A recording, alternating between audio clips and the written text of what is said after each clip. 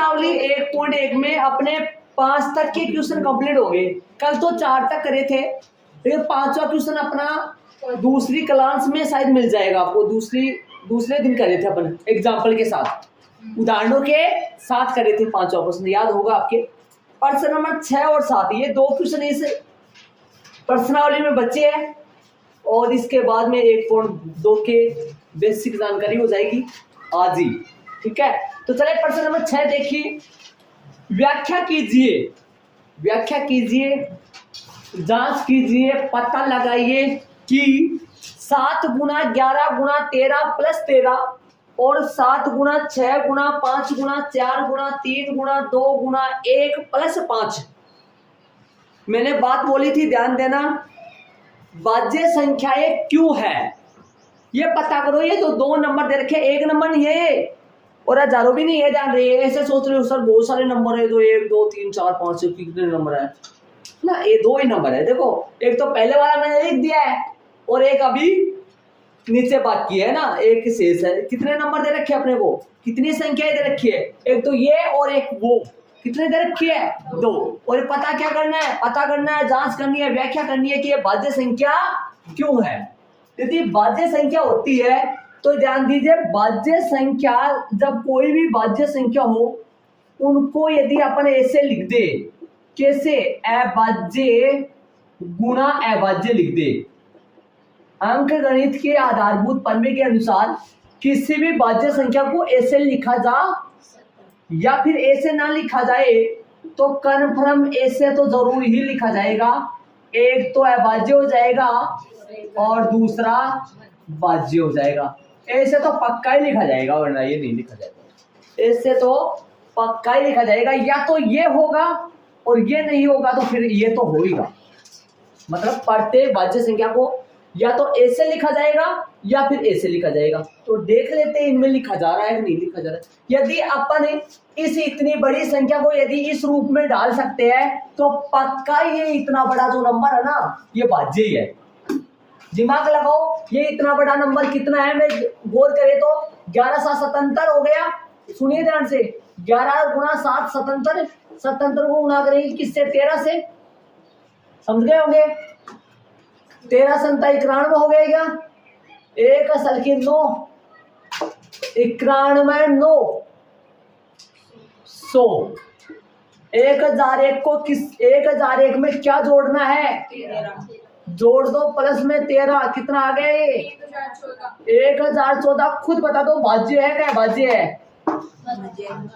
यदि मैं इसको अभाज्य गुणा अभाज्य या फिर भाज्य गुणा अभाज्य के रूप में डाल दूं तो फिर मैं कह सकता हूं वास्तव में ये तो पक्का ही भाज्य है। जैसे तो दिखाई दे रहा होगा 1014, देख लो आप खुद बताओ। 1014 के गुणनखंड यदि 2 ही आए, 1014 के गुणनखंड यदि 2 1 या खुद ही आए, अर्थात इसमें 1 का भाग जाए और एक खुद का भाग जाए, तब तो ये पक्का कौन है, अभाज्य है। लेकिन ऐसा नहीं है, यहाँ तो देखो इसमें 2 का भाग जा रहा और 1 का खुद का तो जा रहा है, इसके साथ और किसका जा रहा है, इसमें 2 का भी जा रहा है, हो सकता है और भी किसी का चला जाए। लेकिन इसमें 1 2 और 1014 3 का तो भाग जा रहा है, ये तो अभाज्य तो नहीं है। कौन सी है, भाज्य है पक्का। कंफर्म करना है, जरूरी है। तो कंफर्म कैसे करोगे, इस इतनी बड़ी संख्या को इस रूप में तोड़ना है, या तो ऊपर वाले के रूप में नीचे वाले तोड़े। आइए बोर्ड पे आइए, ध्यान से सुनिए। एक तो ये इतना बड़ा नंबर है, ध्यान से सुनिए, एक तो इतना बड़ा नंबर है और एक ये छोटा सा नंबर है, क्योंकि बीच में कौन आ रहा है, प्लस आ रहा है। तो इसको तो अलग बोलना, इसको इन दोनों में से 2 है भाई, ये 2 ही है, दोनों में से 13 कॉमन ले लो। दिमाग लगाने की कोशिश करना, 13 कॉमन ले रहा हूं मैं, ध्यान से सुनिए। 13 बाहर आ गया तो अंदर बचेगा 7 गुना 11 गुना 1 प्लस 13 जी, 13 कॉमन ले लिया। जब कॉमन कुछ नहीं बचे तो कुछ नहीं बचता तो फिर 1 बचता है ना, न लगाए तो कोई गलती नहीं। अच्छा आगे वाले में क्या, ओहो सही बात है, +1 लगाए, सही बात।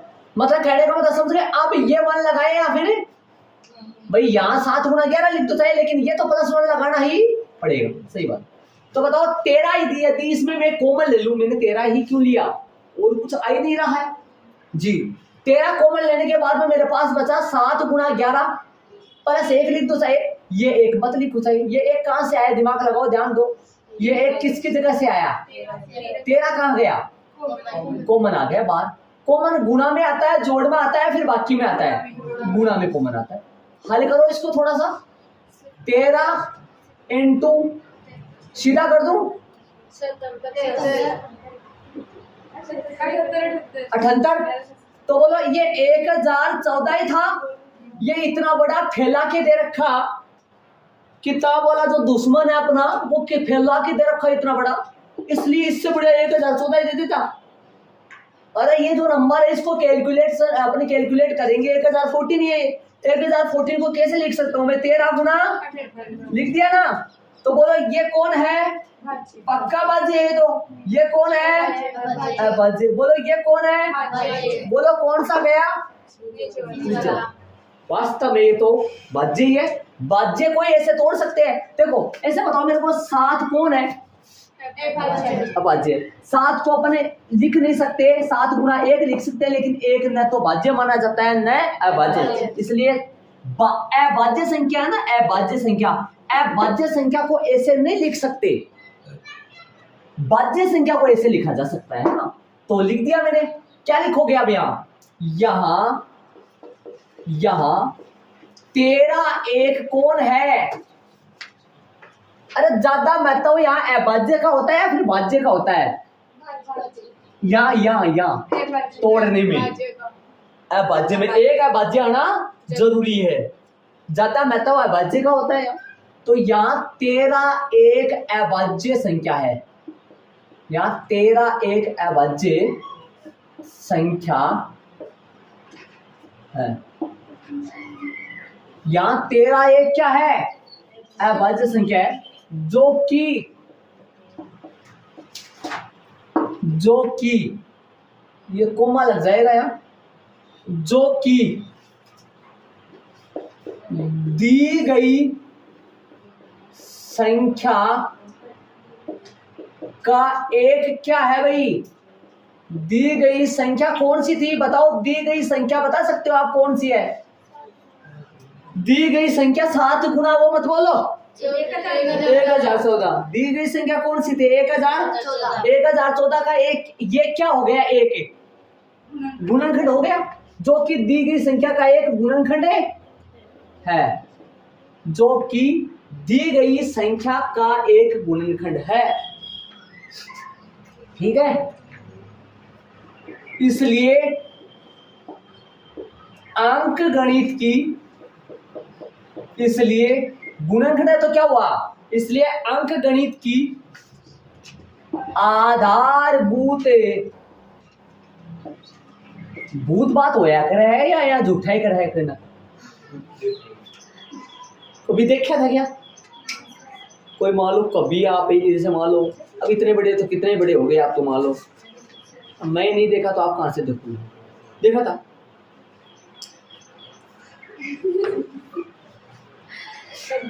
छाया देख ली होगी क्या भूत। चले सुराओ, बारीक बारीक ऐड करो। अंक गणित के आधारभूत प्रमेय के अनुसार यह एक कैसी है, भाज्य संख्या है। ध्यान दीजिए, अंक गणित के आधारभूत प्रमेय क्या कहती है, प्रत्येक भाज्य संख्या को अपन अभाज्य संख्याओं के गुणनफल के रूप में लिख सकते हैं, है ना। आप पूरा लिखना चाहो तो पूरा लिख देना, अच्छा रहेगा। पूरा लिखना चाहो तो पूरा कैसे, इसलिए अंक गणित के आधारभूत प्रमेय इसलिए ना लगाकर यहाँ लिखोगे, हम जानते हैं कि अंक गणित के आधारभूत प्रमेय के अनुसार प्रत्येक भाज्य संख्या को अभाज्य संख्याओं के गुणनफल के रूप में लिख सकते हैं। आता है दी गई संख्या एक कैसी है, भाज्य संख्या है। मैंने देखो क्या लिखा है, इस बात को रटना में देखो, यहाँ 13 कैसा है, एक जो कि इसका, जो कि यहाँ पर देखो दी गई संख्या की जगह इसका शब्द भी यूज कर सकते हो आप, इसका। 78 भाज्य है,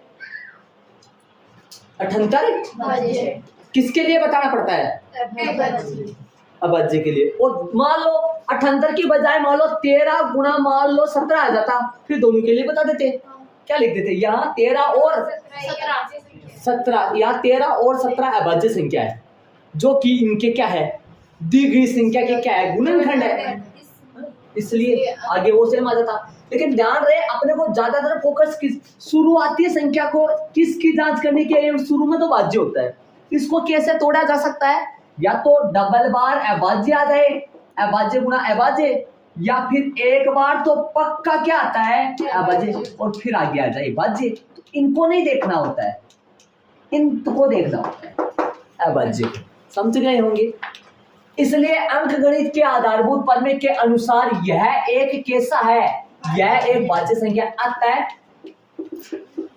दी गई संख्या, अतः दी गई संख्या एक कैसी है, दी गई संख्या की जगह लिखना चाहो तो 1014 तो लिख नहीं सका, लेकिन ये लिखा आप 7 गुना 11 लिखना चाहो तो दी गई संख्या लिखनी। अतः दी गई संख्या एक कैसी है, तो पक्का ही भाज्य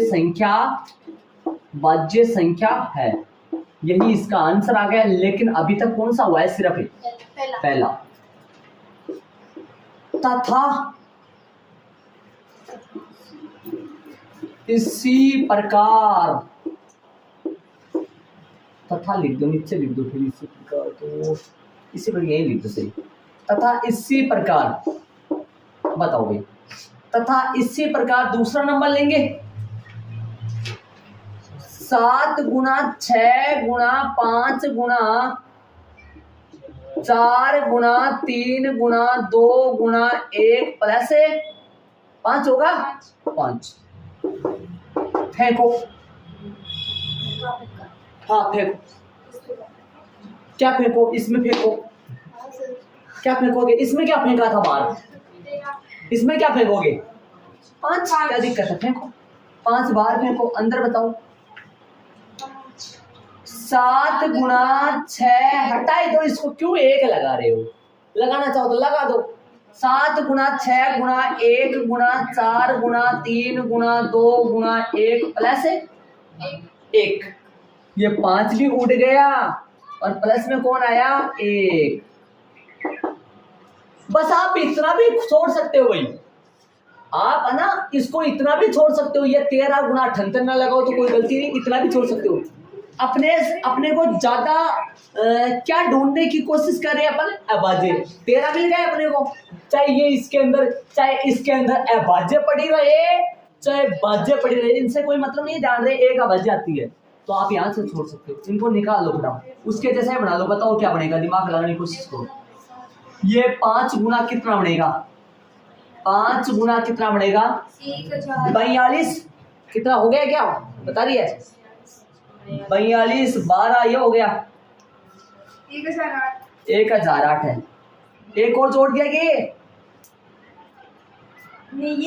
1009 बन गया। अब की बार तो दोनों ही अभाज्य है भाई, अब की बार तो शायद दोनों ही अभाज्य, इसका पता नहीं भाई, देखो अभाज्य क्या है, लेकिन अपने को 5 का पता है। शायद इसमें तो किसका जाएगा भाई, 1 का तो जाता ही है, खुद का जाता है, इसके अलावा और किसी का जाता है क्या, 9 1 तो 10, 3 का कहाँ जाता है, 9 1 तो 10 ही बने, तो शायद ये दोनों ही अभाज्य है। तो 5 के लिए लिख दो, यहाँ भी 5 एक अभाज्य संख्या है। यहाँ भी कौन है, 5 एक कैसा है अभाज्य संख्या, जो कि ना लिख के जो ही लिख दो, जो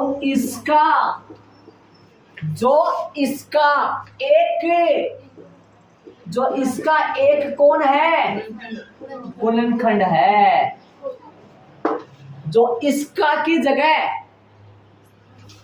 इसका सर्वनाम है। इसका शब्द किसके लिए है, दी गई संख्या के लिए है। जो इसका 1009 भी तो है, 5 अपन बहुत है अपना, 1009 लगाना चाहो तो दोनों लगा दो, शायद 1009 भी एक अभाज्य ही है, कंफर्म करो। देखिए 1009 का किसी का नहीं जाता क्या, दोनों लिख सकते हो, दोनों अपना एक ठीक है, अपना एक से गुजारा चल जाएगा तो ठीक है, एक लिखना है, सुन रहे हो क्या, एक से काम है चल जाएगा, चाहे आगे वाला भाज्य हो चाहे अभाज्य हो, समझ रहे हो क्या, चाहे कुछ भी हो कोई प्रॉब्लम नहीं है अपने, है ना। यहाँ भी 5 एक अभाज्य संख्या जो इसका एक गुणनखंड है। अतः अब है ना ये लाइन लिखना है इसी प्रकार वापस है, ये इसलिए वापस ये अपन इसमें लिखते हैं, इसमें भी काम आ जाएगा, अपन इसी प्रकार यूज कर लीजिए। अतः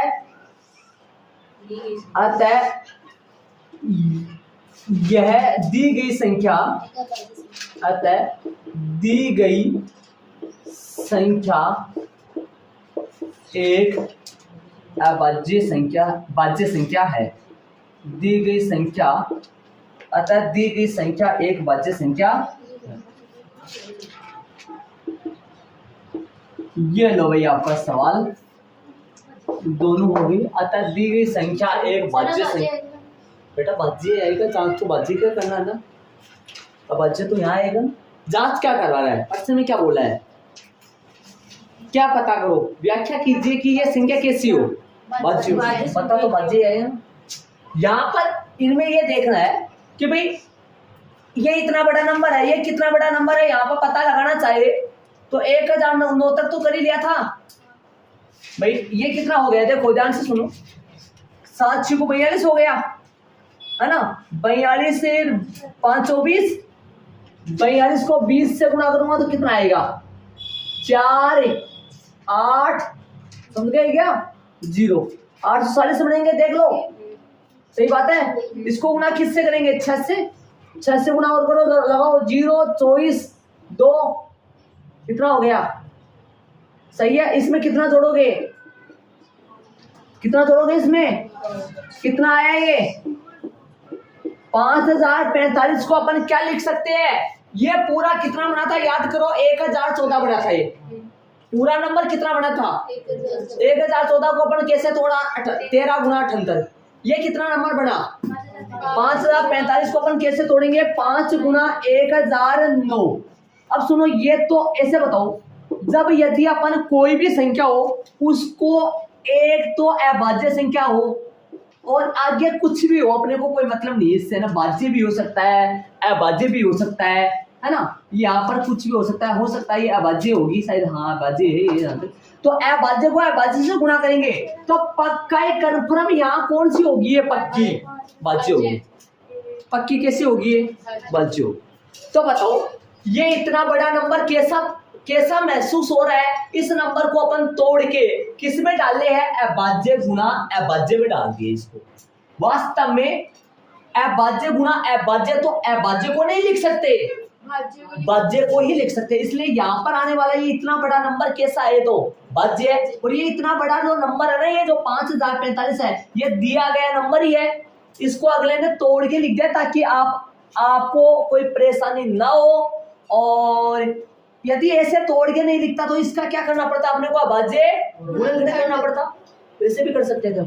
अगले ने तोड़ के लिख दिया, ये इतना बड़ा नंबर 5009 ही है, 5045 ही है, इनको गुणा करेंगे तो 5045 आ जाएगा, दिखाई दे रहा होगा शायद आपको, इनको गुणा करेंगे तो वास्तव में इस इतने बड़े नंबर को अभाज्य गुणा अभाज्य के रूप में लिख दिया।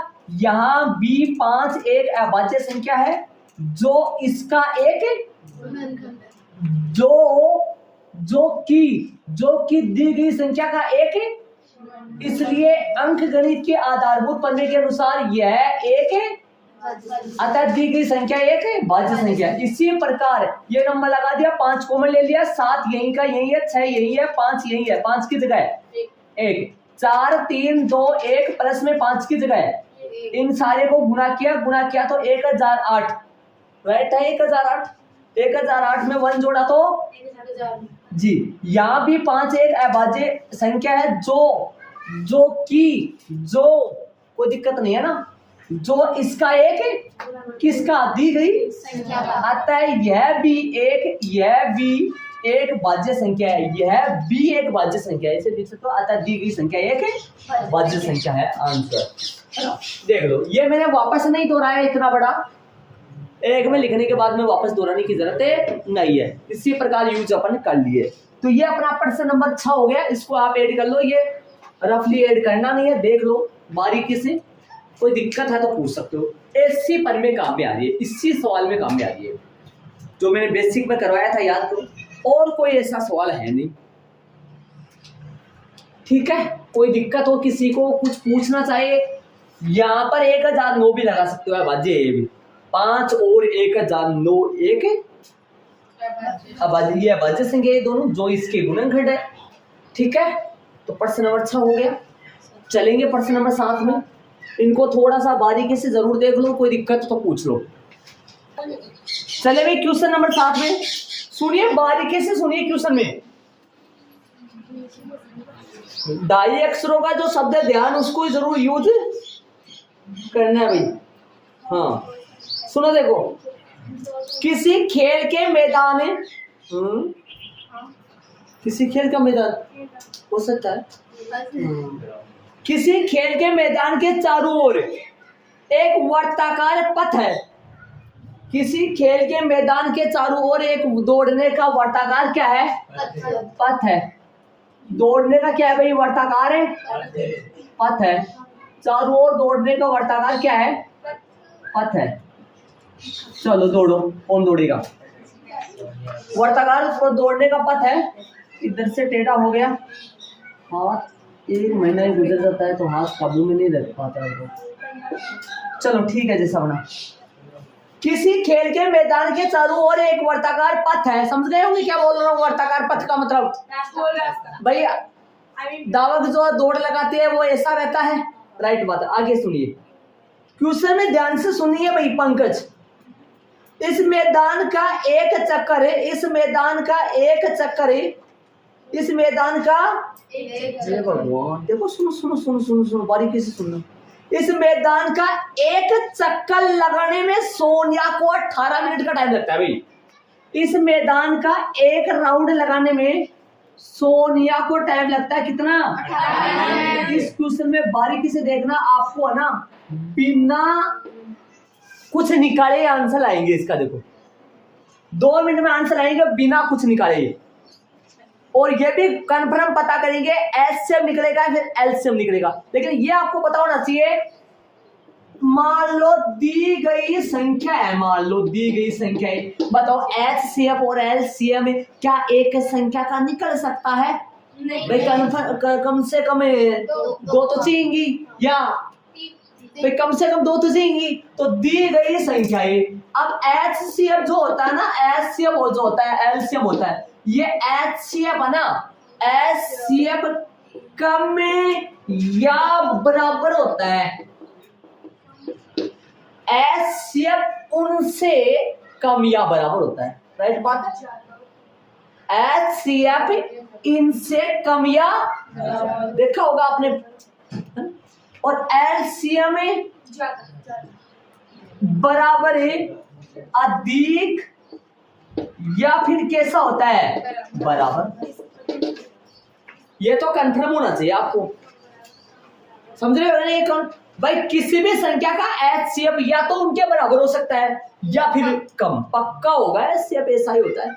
और एलसीएम, एलसीएम या तो उनके बराबर होता है कंफर्म, या फिर उनसे पक्का। क्या एलसीएम कम आ सकता है क्या? नहीं। ये गुंजों में चलता है और ये गुणनखंड में चलता है, और ये गुंजों में सबसे छोटा होता है।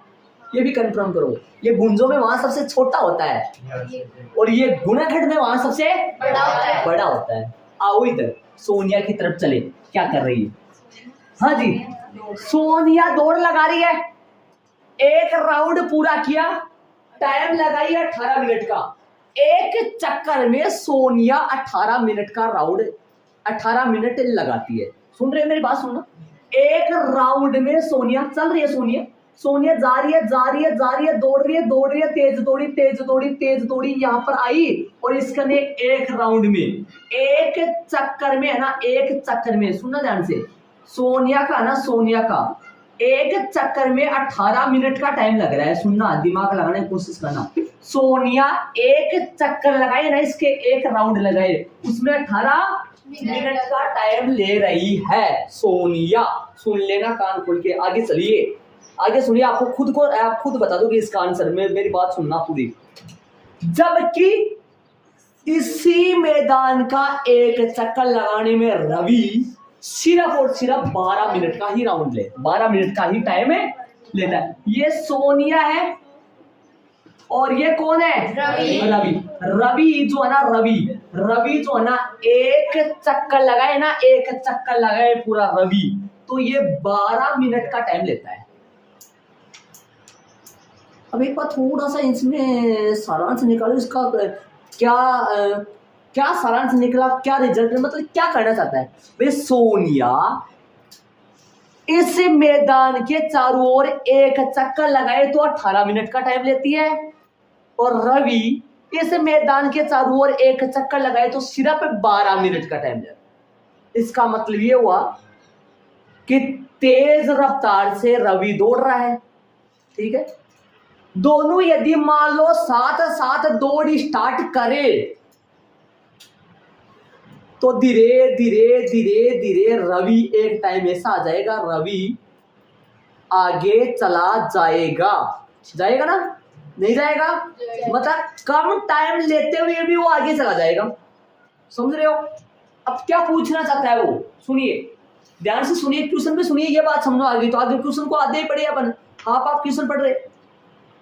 मान लीजिए, अब मान लो इसकी बात, जबरदस्ती करो, मान लीजिए, मान लो, मानना पड़ेगा, मान लीजिए वे दोनों, मान लीजिए वे दोनों रवि और सोनिया वे दोनों क्या करते हैं, एक ही स्थान से, मैंने फिक्स कर दिया, मान लीजिए वे दोनों एक ही स्थान से, मान लो यहां से, सुनिए सुनिए, एक ही स्थान से और एक ही समय पर चलना प्रारंभ करके एक ही दिशा में, तीन बात सुनना, तीन बातें, एक ही स्थान से, एक ही समय से और एक ही दिशा में चलना प्रारंभ करते हैं। समझ गए होंगे, किधर भगाओगे भाई, किधर भी भगा सकते हो, लेकिन एक, क्योंकि इसका मतलब क्या हुआ, उन दोनों की कंपेयर करवा रहे हैं, कंपेयर का मतलब क्या हुआ, उन दोनों की तुलना करवा रहे हैं, उनके दोनों दौड़ो भाई कौन जाता है आगे, और क्यों भी कोई दौड़ाएंगे तो अपन क्या करते हैं भाई, एक ही समय में सिटी बजाते हैं, और ऐसे तो ना एक को इधर दौड़ाएंगे, ऐसे तो ना करेंगे, समझ गए होंगे भाई, एक ही समय पे, एक ही दिशा में और एक ही स्थान, तीन बातें होगी। आगे चलिए, कितने समय बाद, सुनिए, कितने समय बाद वो दोनों पुनः प्रारंभिक स्थान पर मिलेंगे, ऐसा टाइम बताओ, ऐसा टाइम बताओ, कितना समय बाद वो दोनों पुनः प्रारंभिक स्थान पर मिल जाएंगे। सुनिए ध्यान से, यदि किसी बच्चे ने ध्यान दिया ना तो पूरा प्रोसेस समझो। आप सुनो, दौड़ाए, आ जाओ, दौड़ाएंगे दोनों को, आ जाओ, सुनो ध्यान से सुनना, खड़े दोनों, बजाई सिटी, बगे, चल रहे, एक को ज्यादा समझ लो, मान लो एक अंगुली एक ही है, दो लगा लो, ठीक है, लेकिन धीरे धीरे क्या हुआ, धीरे धीरे दौड़े, मान लो यहाँ पे जैसे क्या कर रहे, यहाँ पे सुनिए, यहाँ पे रवि आज गया, रवि एक राउंड लगा लिया मान लो रवि ने, और रवि एक राउंड सिर्फ कितने मिनट में लगाता है, सुनिए ध्यान से सुनिए, रवि 1 मिनट में 12 मिनट का टाइम है, एक चक्कर में 12 मिनट का टाइम लेता है, तो रवि आ गया, लेकिन सोनिया तो यही है, सोनिया का एक राउंड भी पूरा नहीं हुआ,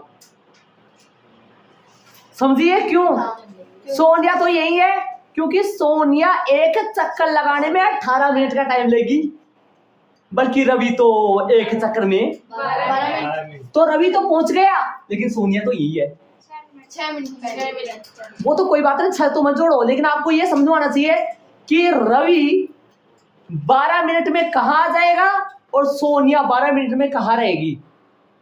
अब बताओ, 18 मिनट में एक राउंड हो जाएगा ना, मतलब ये फर्स्ट राउंड क्लियर और इसका फर्स्ट राउंड क्लियर, लेकिन यहां पर पहुंचने में जब यहां सोनिया आएगी, लेकिन एक बात ये बता दूं, बीच में से एक बात बता दूं, आपको पूछा क्या गया ये बताओ, पहले आपको ये पूछा गया है कि ये दोनों बताओ शुरू स्टार्टिंग में दोनों स्टार्टिंग में कहां से चले थे और समान जगह से समान टाइम पर एक जगह से चले थे दोनों। पूछा क्या जा रहा है, कितने टाइम बाद वे दोनों इसी जगह मिल जाएंगे, ऐसे पूछ रहा है। कौन सा टाइम है जब वे दोनों पुनः इसी स्थान पे मिल जाएंगे? अब बताओ 18 मिनट पे और 12 मिनट पे क्या दोनों मिलेंगे? नहीं मिलेंगे। 18 मिनट की बात करें, 18 मिनट की बात करें, 18 मिनट पे सोनिया तो आ जाएगी यहाँ, लेकिन रवि कहाँ भाग जाएगा? दूसरा राउंड लगाने के लिए तैयार हो जाएगा और भाग जाएगा और यहाँ तक पहुंच जाएगा। कितने टाइम में? 18 मिनट में। सुनिए सुनिए ध्यान से। रवि जा रहा है, रवि जा रहा है, रवि जा रहा है, दौड़ता हुआ आ गया। रवि यहाँ पर आ जाएगा 36, सॉरी रवि नीचे है क्या? ओहो रवि नीचे है, मैंने सोचा इधर है। रवि यहाँ पर, रवि दूसरे राउंड पे आते हुए यहाँ पर 24 मिनट का टाइम ले लेगा। सुनिए ध्यान से, रवि बोलो दूसरा चक्कर पूरा करने के बाद में दोबारा यहाँ पर आ जाएगा तो कितना टाइम हो जाएगा? 24। और 24 मिनट में वो तो ऊपर ही होगी शायद। रवि यहाँ पर आ गया, लेकिन वो दौड़ती हुई आ रही ऊपर ही है और वो धीरे धीरे धीरे धीरे आ रही है और वो दूसरा राउंड पूरा करेगी 36 मिनट पर, सेकंड राउंड लगे। और जब 36 मिनट बीतेंगी तब रवि तो आगे निकल जाएगा। 12 दूनी 24 है। तीसरे राउंड। अब बताओ, दिमाग लगाने की कोशिश करना।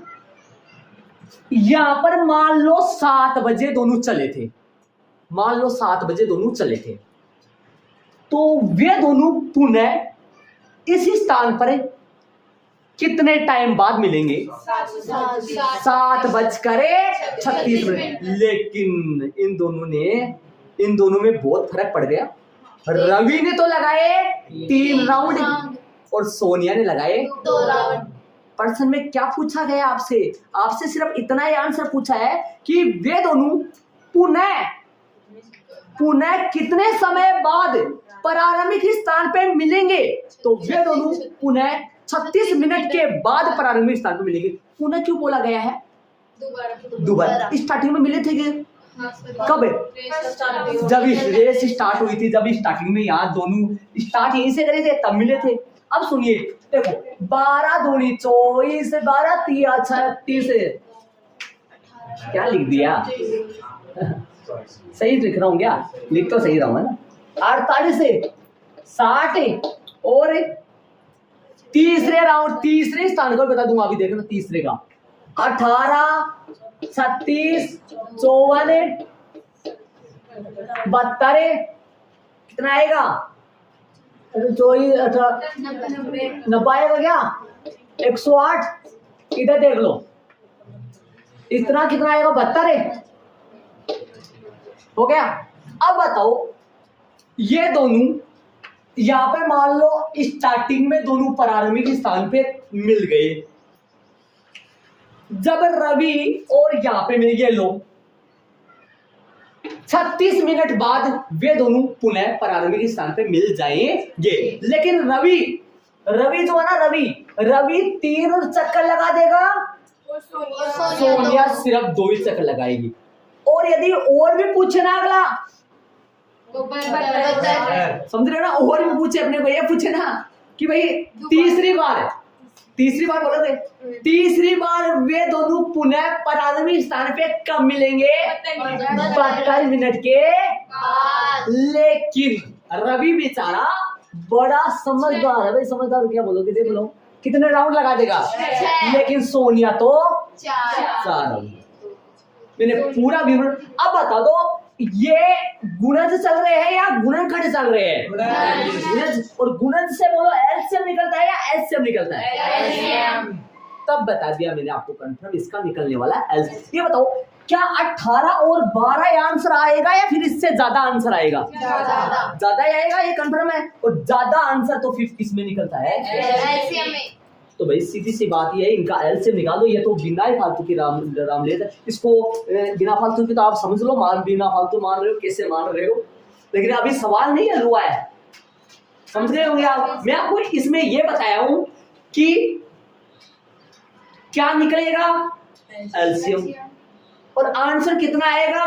ऐसे भी अपन प्रश्न कर सकते हैं, कंपटीशन में ऐसे ही प्रश्न किए जाते हैं, है ना। इनका क्या निकलने वाला है? एलसीएम निकलने वाला है कंफर्म हुआ है बहुत ज्यादा इनसे, ध्यान रहे, ठीक है। अब करेंगे अपन क्या करेंगे, आज क्वेश्चन करेंगे। इसको बारीकी से मैं थोड़ी सी बातें उधर लिख दूंगा, बाद में इनको इरेज करूंगा। आगे चलिए, बताओ किसका टाइम पहले पर्सन में कौन है, सोनिया है क्या? लिख देंगे सोनिया का समय, सोनिया का समय लिखो। सोनिया का समय बताओ भाई, सोनिया का एक चक्कर में लगा समय, सोनिया को एक चक्कर में लगा समय, इसे लिख दो ना।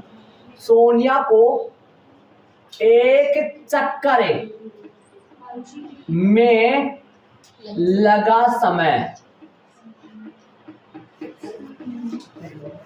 मैं बताना चाहता तो मैं भी इससे 2 मिनट में एलसीएम निकाल देता।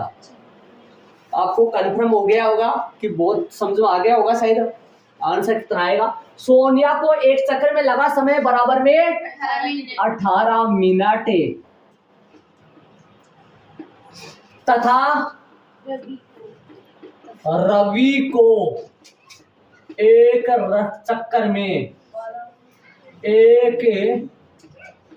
चक्कर में किसको आए हैं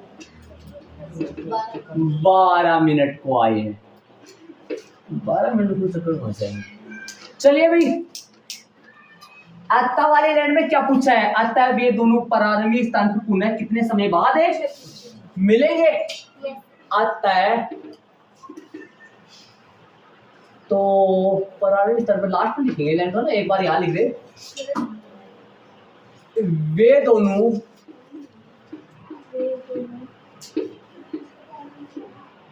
पुनः उन दोनों का प्रारंभिक स्थान पर मिलने का समय, उन दोनों का लगाओ भाई, उन दोनों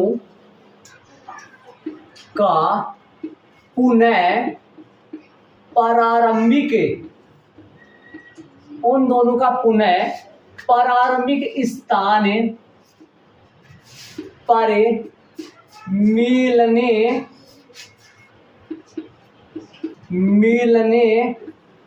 का क्या नोट करे समय।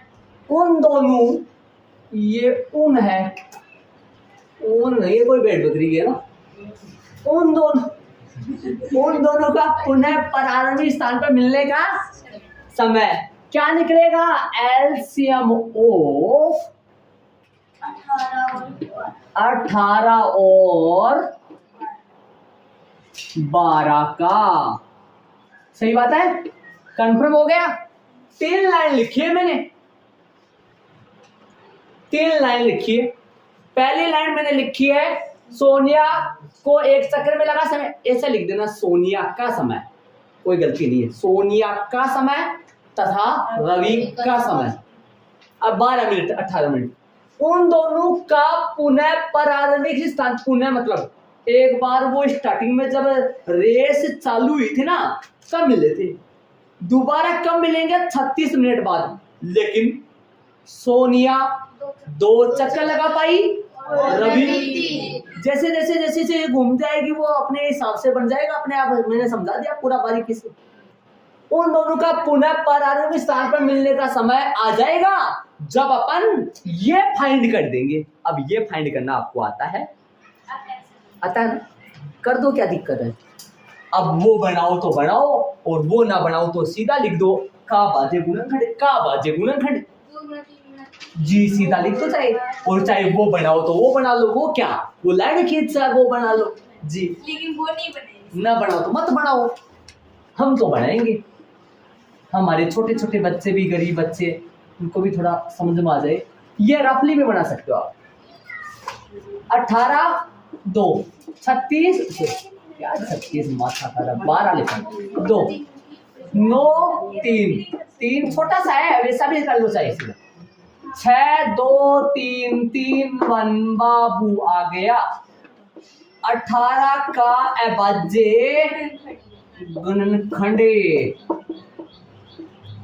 लिखे, ये लाइन लिख दो सीधा आप चाहे, ये रफ में करो पीछे जाकर, ये लाइन लिख दो सीधा। 18 का अभाज्य गुणनखंड 2 गुणा 3 गुणा 3 तथा किसका 12 का, 12 का अभाज्य गुणनखंड 2 गुना 3, ठीक है। अब क्या एलसीएम ऑफ किस किस का, मेरा और 18 और 12। अच्छा 18 और 12 का क्या, चलो बताओ आप संख्या बताओ, छटनी करो। एलसीएम की छटनी करेंगे, करण बताएगा एलसीएम की छटनी कैसे करते हैं। अब चटनी नहीं करनी है लेकिन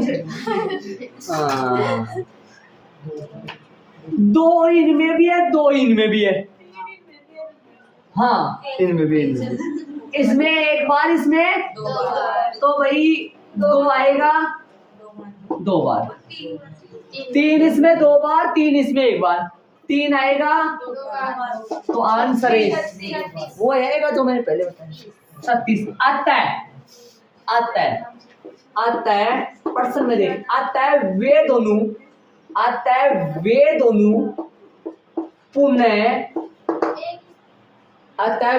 पुनः प्रारंभिक स्थान पर है, वे दोनों पुनः प्रारंभिक स्थान पर 36 मिनट, आता है वे दोनों पुनः प्रारंभिक स्थान पर 36 मिनट बाद मिलेंगे, 36 मिनट बाद मिलेंगे छोटी आएगी बेटा, मिलेंगे। सर मिनट भी छोटी, मिनट तो बड़ी आती है ना, छोटी आती है। हमारे तो ये तो दिक्कत है ना, लेकिन आप जानते हो यहाँ पर तो आपके नंबर नहीं कटेंगे ना, इसमें कोई दिक्कत नहीं। इधर बताओ आपको,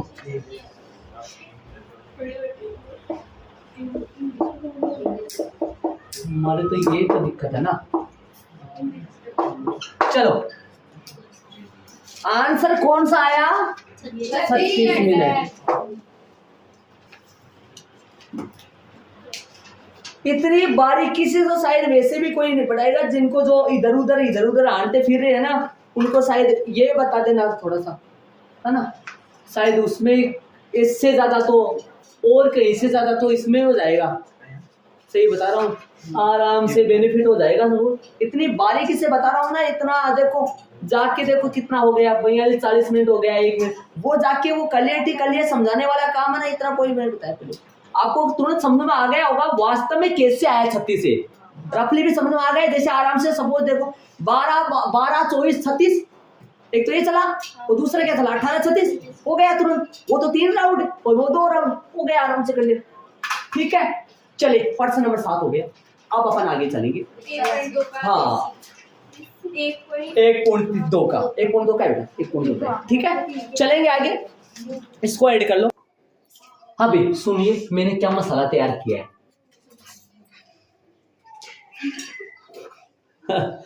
और क्या, तो देखिए सुनिए, प्रश्नावली 1.2 का परिचय मतलब बेसिक जानकारी, समझे ध्यान से सुनिए। 1.2 पहली बात तो ये बताऊं, आपकी बुक में जो 1.2 है वो ये नहीं है, ये 1.3 में आपकी बुक में जो 1.2 है वो अपने कर ली है, अपन पढ़ ली ना 1.2, 1.1 अपन नहीं पढ़ी। नए सिलेबस 2023-24 के अनुसार 1.1 अपन नहीं पढ़ी, जो 1.2 आपकी बुक में वो 1.1 करके अपन पूरी पढ़ चुके हैं। 1.3 जो आपकी बुक में वो मैंने क्या लिख के आपको बता रहा हूं मैं, 1.2 समझ गए होंगे, ठीक है। प्रश्नावली 1.2 का परिचय। इस प्रश्नावली में पहली बात है 2 प्रकार के सवाल है। पहली बात ये सुनो, इस प्रश्नावली में 2 ही प्रकार के सवाल है। कौन से प्रकार के, आप देख के बता सकते हो कि फर्स्ट टाइप के अनुसार सवाल है या सेकंड टाइप का सवाल है।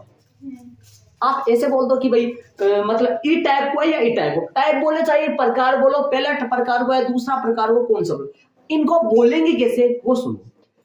जब पर्सन में केवल रूट वाली संख्या ही आए और इसके अलावा कुछ नहीं आए, पर्सन में केवल क्या आए, और रूट किनका, अभाज्य संख्या होगा। ये मैंने लिखा नहीं है, आपको बता देता हूं। 2 का रूट, 3 का रूट, 5 का root, root 2, root 3, root 5, root 7, root 11, root 13। आपकी बुक में सिर्फ और सिर्फ ये 3 है, ये बुक में नहीं है लेकिन एक साल है, पीछे 2-3 पीछे जाने वाले कौन से साल में आया था, एक साल ये पूछ लिया था। तो ये तो क्या पूछ सकता है, लेकिन एक्स्ट्रा में ये पूछ लेगा, कर आएगा तो भी इसका कर देंगे अपन, कोई दिक्कत नहीं, हो सकता है पूछ ले। आगे कौन आएगा आप जानते हैं, 13 के बाद में रूट है 17 के बाद में रूट है 19 समझ रहे होंगे। मतलब इधर टाइप कौन सा है, जब पर्सन में केवल अभाज्य संख्याओं का रूट वाली संख्या है, मतलब सिंगल ये है, इनके साथ और कोई भी नहीं है, रूट वाली भी नहीं है, रूट वाली भी सिर्फ ऐसे में तो बोलना कि आप सर ऐसे आ जाए तो क्या होगा, ऐसा नहीं आएगा। रूट वाली संख्या भी सिर्फ सिंगल एक ही आएगी, तब आपको इस टाइप का सवाल मानना है। और इसमें कौन कौन से प्रश्न आपकी प्रश्नावली में, आपके जो किताब में पर में 1.4 लिखा है, सुनिए ध्यान से, 1.4 की जगह मैंने उदाहरण नंबर क्या डाल दिया है 5, वो किसका है, रूट 2 का। वहां पर देखो पर में लगा के कराऊंगा तो फिर आपके एक पर में है ये, फिर आपके ऐसे दिख, एक पर में तो और है, वो तो नियम में पर समझाऊंगा आपको, है ना। वो आप पर में के टाइप का कराऊंगा तो थोड़ा बोरिंग हो जाओगे, तो इसलिए मैंने इसको उदाहरण नंबर 5 लगा के रूट 2 एक अपरिमेय संख्या है, सिद्ध कीजिए। प्रश्न क्या आएगा, सिद्ध कीजिए रूट 2 एक अपरिमेय संख्या है, दर्शाइए कि रूट 2 एक अपरिमेय संख्या है, दिखाइए कि रूट 2 एक अपरिमेय संख्या है। 3 नाम बोल सकता है, 4 नाम है, 3 भी नहीं है, मैं लिख दूंगा सारे। सिद्ध कीजिए कि, दर्शाइए कि, दिखाइए कि, प्रदर्शित कीजिए कि, 4 नाम हो गए, चारों नाम सेम है। वापस बोलूं, सिद्ध कीजिए कि, दिखाइए कि, प्रदर्शित कीजिए कि और दर्शाइए, कितने नाम हो गए, 4, चारों नाम सेम है कि रूट 2 एक क्या है, अपरिमेय संख्या है। उदाहरण नंबर जो आपकी बुक में 8 है 7 है, कौन सा है, रूट 3 का कौन सा है, 9 था, उसको उदाहरण नंबर क्या लगा लो आप, 6 लगा लो, क्योंकि बाकी वाले हट गए आपके। ठीक है, जो किसका है, सिद्ध कीजिए कि रूट 3 एक अपरिमेय संख्या है, या दिखाइए कि, या सिद्ध कीजिए, या दिखाइए, दर्शाइए होगा, समझ लो आप जो भी बुक में। रूट 3 एक परिमेय संख्या है, हाँ, सिद्ध कीजिए कि, दिखाइए कि, दर्शाइए कि, प्रदर्शित कीजिए कि। प्रश्न नंबर पहला, दिखाइए कि या सिद्ध कीजिए होगा आपकी किताब में, सिद्ध कीजिए कि रूट 5 एक अपरिमेय संख्या है। एक साल पूछ लिया था रूट 7 का, मैंने क्या छोटा प्रश्न नंबर लगा दिया 4 प्रश्नावली का और बना दिया रूट 7 एक, कर लेंगे, क्या दिक्कत आ रही है। और ये भी कर लेंगे एक्स्ट्रा में, कहीं देश सुरख में मिलेगा तो, जब देश सुरख आएंगे ना तो उनमें देख के कर लेंगे, अपन 11 का भी कर लेंगे, 13 का भी कर लेंगे, एक समझ जाओगे सारे यू के यू है। तो एक टाइप कौन सा हो गया, जब प्रश्न में समझ गए होंगे, ये प्रश्न आए तो जब सिंगल रूट वाली संख्या आए तो इस टाइप का प्रश्न मानना, और ये कौन से नियम को फॉलो करना, अपरिमेय संख्या सिद्ध करने के नियम 1 से लेकर 3 तक, ये 3 नियम वहां यूज करना है। मैं लिखूंगा नियम, एक बार इनको समझा रहा हूं, इधर आइए। जब प्रश्न में रूट वाली एक क्यों होगी भाई, समझना, जब प्रश्न में एक रूट वाली संख्या के साथ बिना रूट की 2 संख्या भी आ सकती है, बिना रूट की 3 संख्या भी आ सकती है। बिना रूट की संख्या आए तो सेकंड टाइप का क्वेश्चन मानना है। उदाहरण नंबर 7 जो आपकी बुक में शायद 9 है, उदाहरण नंबर 8 जो आपकी बुक में शायद 10 है, समझ गए होंगे आप, लगा लेना बुक में। और प्रश्न नंबर दूसरा 7 नहीं है तो 9 10 लास्ट वाले 2 है तो 10 11 होंगे, फिर तो ऐसा है 11 10 11 जो। प्रश्न नंबर 2 पहला तो हो गया था, प्रश्न नंबर 2 और प्रश्न नंबर 3 में कितने हैं, रोमन में 3 हो गए सारे। और उसमें सेकंड भी तो है ना, सेकंड ईयर है ना, अच्छा तो नहीं 1 से 3 लगा दिया ना मैंने, इसका मतलब क्या हो गया, 1 से 3 हो गया ना, समझ गए होंगे सर। चलो, अपरिमेय संख्या सिद्ध करने के नियम 4 से लेकर 1, चौथा और 5वां, इधर 2 नियम है, इधर 3 नियम। अब ये नियम समझाऊंगा मैं, आपको ये पता लगना चाहिए कि इस प्रश्नावली में कितने प्रकार के सवाल है और कौन कौन से प्रकार के सवाल है, उनको अपन देखकर बता सकते हैं क्या कि ये कौन से प्रकार का है और ये कौन से प्रकार का है।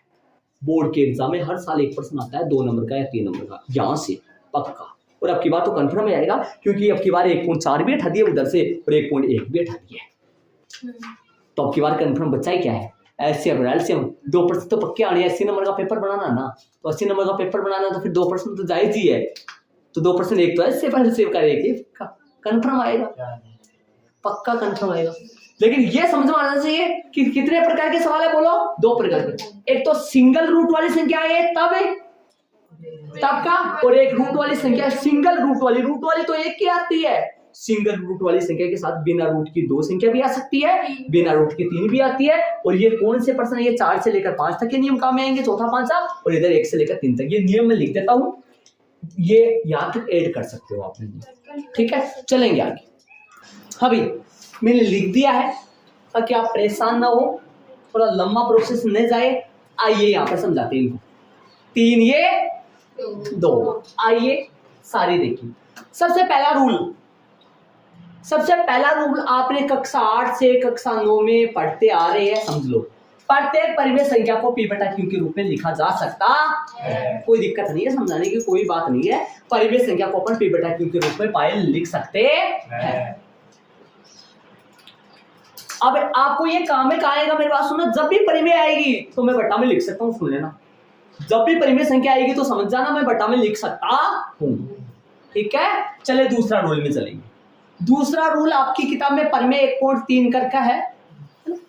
यदि p a स्क्वायर को विभाजित करता है तो p a को भी विभाजित करेगा। यहां या जहां भी लगा सकते हैं। यहां p तो एक अभाज्य संख्या है और a एक धनात्मक है। सुनिए ध्यान से सुनिए, इसका मतलब समझिए।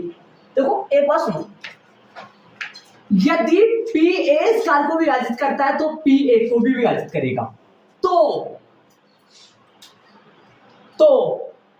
यदि क्लास 10th में आपके 100 में से 100 नंबर आ जाएंगे तो आपको 2100 रुपए का पुरस्कार दिया जाएगा।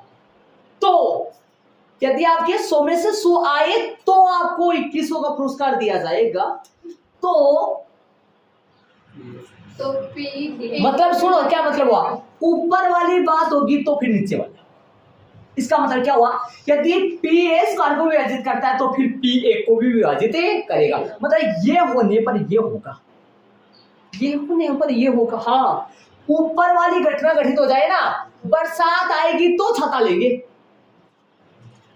बरसात आएगी तो छाता लेंगे।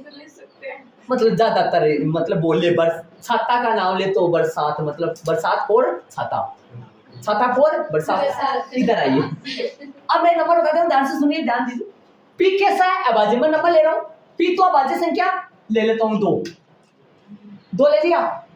अब ऐसा नंबर लो जो a स्क्वायर का मान आए। देखो सुनो, p बराबर ले लिया मैंने 2।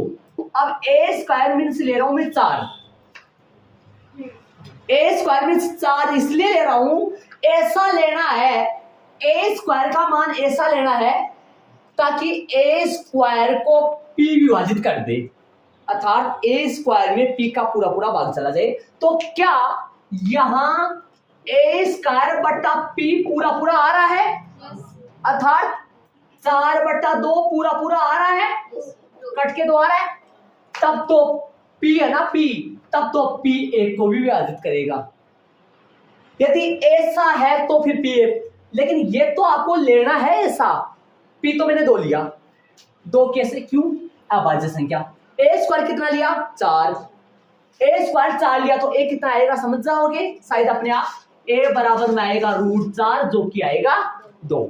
समझ गए ना, a का मान कितना आया। तो बताओ, यदि p का भाग a स्क्वायर में पूरा जा रहा है तो p का भाग a में भी जाएगा। आओ इधर, तो फिर p बराबर 2 का भाग a बराबर 2 में भी जाएगा, पूरा जाएगा ना। और एग्जांपल लेके बता दूं, एक और सुन लेता लास्ट।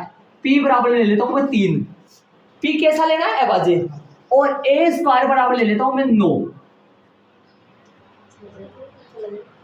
तब समझो, क्या a स्क्वायर में p का भाग जा रहा है पूरा, अर्थात 9 में 3 का भाग जा रहा है, तब तो p का भाग a में भी जाएगा, अर्थात p बराबर 3 का भाग a बराबर 3 में भी जाएगा पक्का। और ऐसा एग्जांपल और ले लूं, a बराबर ले लूं 5 और सॉरी p बराबर ले लूं 5 और a स्क्वायर बराबर ले लूं 25। समझ गए होंगे शायद बात। यदि ये 5 इस 25 को काट रहा है पूरा पूरा, अर्थात PA स्क्वायर को पूरा पूरा काट रहा है, विभाजित कर रहा है, तो फिर PA को भी विभाजित करेगा। ये वर्ग है और इसका वर्गमूल ये है। जैसे 25 का वर्गमूल, यदि 5 25 को पूरा पूरा काट रहा है, फिर 5 5 को भी पूरा पूरा काटेगा। समझ गए? P कैसा है भाज्य और A कैसा है एक आओ। ये बातें मैं आपको सवाल के टाइम पे और समझ में आएंगी, वो आप है थोड़ा थोड़ा ही समझ में आएगा। एक बार यहाँ परिमेय संख्याओं के उपनिष्ठ गुणनखंड, ये बात समझ लो दोनों। परिमेय संख्या के उपनिष्ठ गुणनखंड केवल 2 ही होते हैं, और कौन कौन बता दिया मैंने। और अपरिमेय संख्याओं के उपनिष्ठ गुणनखंड 2 से अधिक, एक स्वयं और स्वयं के अतिरिक्त और भी, मतलब इन दोनों के अलावा और भी होते हैं। तो यहां से मोटा मोटी बात ये है, परिमेय संख्या के 2 गुणनखंड होते हैं उपनिष्ठ, और अपरिमेय संख्या के 2 से अधिक गुणनखंड होते हैं। आपको ये याद रखना है, सवालों में काम में आएगा। परिमेय संख्या के उपनिष्ठ गुणनखंड बोलो कितने होते हैं? 2, और अपरिमेय संख्या के उपनिष्ठ गुणनखंड 2 से अधिक होते हैं। अब ये कैसे क्या होता है ये मैं यहाँ नहीं बता सकता, लंबी क्लास हो जाएगी। परिमेय संख्या के 2 ही गुणनखंड होते हैं और अपरिमेय संख्या के 2 से अधिक। समझ गए? याद रखना बातों को। उल्टा रसा हो गया, थोड़ा उल्टी बात होगी। परिमेय संख्या के 2 ही गुणनखंड होते हैं और अपरिमेय के 2 से अधिक। इधर आइए, सुनिए, आइए यहाँ पे देखिए, 2 या 2 से अधिक पूर्णांकों का जोड़, बाकी गुणा और भाग सदैव कैसी होती है? एक परिमेय संख्या। 2 संख्या, 2 पूर्णांक आ जाए या 2 से अधिक पूर्णांक, पूर्णांक को मतलब जानते हो ना, अभी बताया था जस्ट थोड़ी देर पहले। बट्टा में 1 आए, +3, देखो ध्यान से, तो यहाँ पर देखिए, बोर्ड की तरफ देखिए सारी, -3, क्या ये थोड़ी पूर्णांक है? -3 पूर्णांक है, +5 पूर्णांक है, 6 पूर्णांक है, 8 पूर्णांक है, -8 पूर्णांक है, ये सारी पूर्णांक है। पूर्णांक संख्याओं का जोड़, बाकी गुणा और भाग, ये सदैव कैसी होती है? पूर्णांकों का जोड़ कितने, कम से कम कितने होना चाहिए? भाई 2 बिना तो जोड़ बनता भी कहाँ है? 2 पूर्णांक आ जाए, 3 आ जाए, उनका जोड़, बाकी गुणा और भाग कैसी है? सदैव कैसी होती है? परिमेय। और अभाज्य संख्याओं का वर्गमूल सदैव कैसी होती है? अपरिमेय संख्या। ये सारे रूल आपको समझ में आएंगे ना, सारे रूल आपके कंठस्थ होंगे, तब जाके सवाल आएंगे। एक बार मैं फिर से कच्चा तरीके से दोहरा रहा हूँ, 2 मिनट में प्रत्येक परिमेय संख्या को P बटा Q के रूप में लिख सकते हैं। आओ, यदि P A स्क्वायर को विभाजित करता है तो P 1 को भी विभाजित करेगा, या P अभाज्य संख्या और A एक धनात्मक पूर्णांक है। रिपीट करते तो परिमेय संख्या के उपनिष्ठ गुणनखंड केवल 2 ही होते हैं, अपरिमेय के 2 से अधिक होते हैं। 2 या 2 से अधिक पूर्णांकों का जोड़, बाकी गुणा भाग सदैव परिमेय होती है, और अभाज्य संख्याओं का वर्गमूल सदैव एक अपरिमेय संख्या होती है। ये 5 नियम है, बाकी अपन कल इस टाइप वाले सवाल करेंगे।